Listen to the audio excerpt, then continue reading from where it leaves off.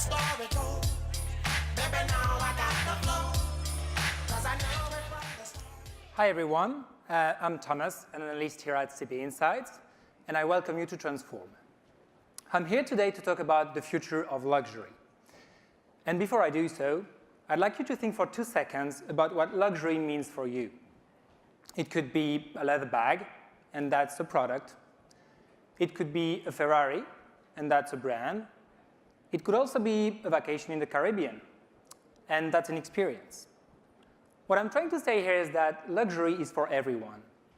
Every company, every industry can learn from how the luxury sector is constantly reinventing itself and building long-lasting relationships with customers. Let's start with a number, $300 billion. It's the size of the personal luxury goods market. But that's really only a drop in the luxury experiences market. This is actually a $1.3 trillion opportunity, ranging from luxury hospitality to luxury cars. Luxury is also about new pockets of wealth, and China is probably one of the most talked about. I'll come back to it in a moment. But first, let's go back to the main question. What is the future of luxury? What are the trends you should be paying attention to? Well, to help you make sense of the trends I'm going to present and to help you prioritize them, CB Insights has developed the next framework. We make sense of signals such as startup activity, partnerships, or patents to categorize these trends into 4 quadrants. And here's what it looks like for luxury. We've identified 31 trends that are disrupting the entire value chain, from products and services to distribution, including the underlying technology. I know you all had a pretty busy day today, so I'm not going to go through each and every trend. I'm going to focus on 2 quadrants today. The first one, the necessary trends. These are trends that have seen widespread adoption across industry and customers. These are trends for which you should already have a strategy if you don't want to be out of fashion. The second quadrant, experimental trends. These are more nascent trends, trends for which the market potential is still unclear, but that could become the necessary trends of tomorrow, and that's why you should already be watching them. Going back to the beginning of the presentation when I asked you what luxury meant for you, well, you shouldn't think about luxury as being only people buying expensive products. It is, above all, an experience. And that's really what Ian Rogers, the Chief Digital Officer at LVMH, means when he says that when you're selling luxury, you're not selling a product. You are indeed selling an experience. Keeping that in mind, I'd like to jump into a few of the necessary trends. Again, these are the trends that have seen widespread adoption across the industry and customers. The first one, unlocking China's online channel. While 80% of the luxury stores are located in the top 15 cities in China, only 25% of the potential customers live in these same cities. There is clearly a massive opportunity to tap into here, and that's where the online channel could come handy. Luxury executives are relying more and more on the 2 Chinese e-commerce giants, Alibaba and JD.com, to tap into that opportunity. Just to give you a little bit of color about these giants, Cyber Monday in the US represented $8 billion worth of sales this year. Alibaba Singles Day, $31 billion. That's 4 times more. These giants have built dedicated platforms with white glove delivery services or high security warehouses to really lure luxury brands in China. They've become the doorway to China for luxury brands beyond just top-tier cities. A second necessary trend I'd like to talk about is pop-ups. And luxury brands are really going crazy on pop-ups. Just this year, Prada, the Italian luxury house, opened 36 pop-up stores in the first half of 2018 only. So why are luxury brands going all in on pop-ups? Well, that's to create ephemeral luxury. It's the idea that with temporary, unique experiences, you can create a new sense of exclusivity, a new sense of luxury. And that's going beyond just luxury retail. If you haven't heard about 700,000 hours, this is a luxury hotel that is changing location every 6 months.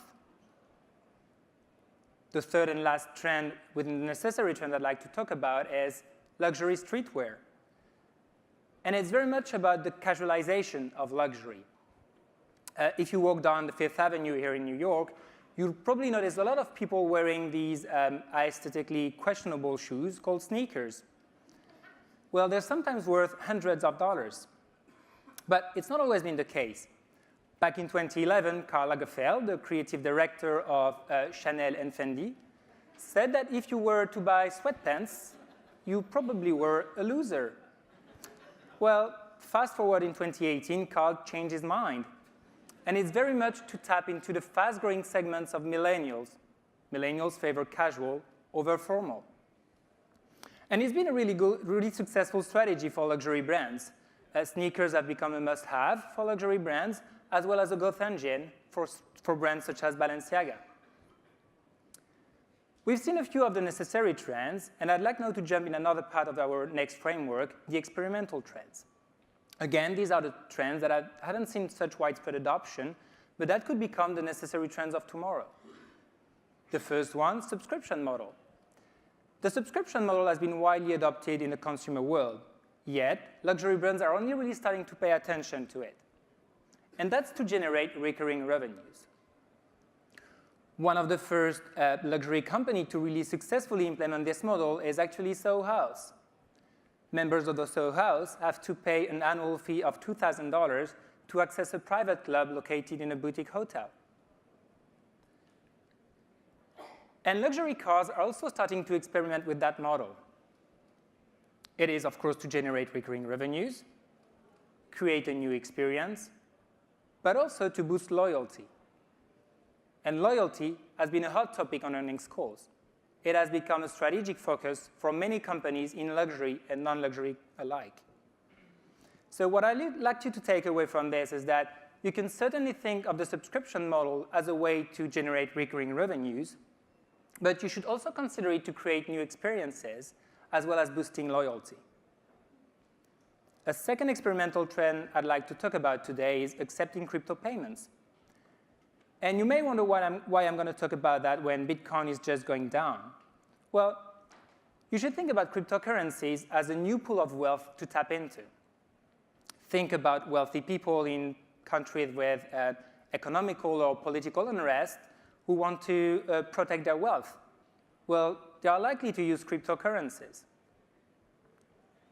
You can also use cryptocurrencies to create exclusive experiences. Hublot, the luxury watchmaker for one, released a limited edition that you can only buy using Bitcoins.